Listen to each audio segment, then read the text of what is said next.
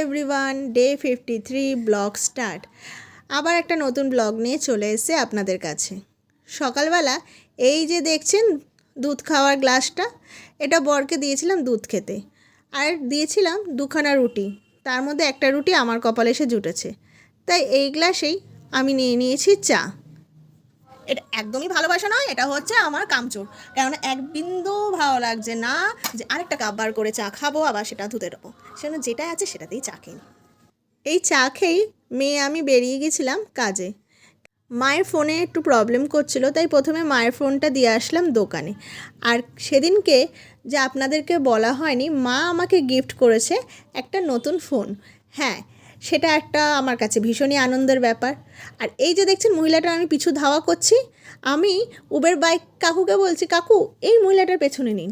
কেন বলছি রিজনটা, ভাই এইভাবে হেলমেট কে পরে, এইভাবে তাও, এ তো পড়ে গেলেই মরে যাবে, এটা নাকি সেফটি?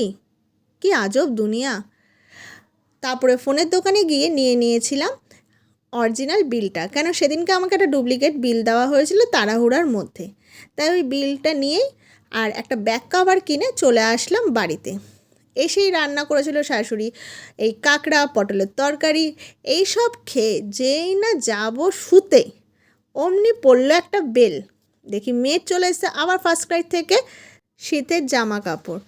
আর রাত্রিবেলা শুধু কাঁকড়া দিয়ে খেয়েই চলে গেলাম সোজা আমি ঘুমাতে মেয়েকে নিয়ে, কেননা সারাদিন আজকে রেস্ট হয়নি। তো আমাদের এইভাবেই সারাদিন কাটলো। Bye bye everyone.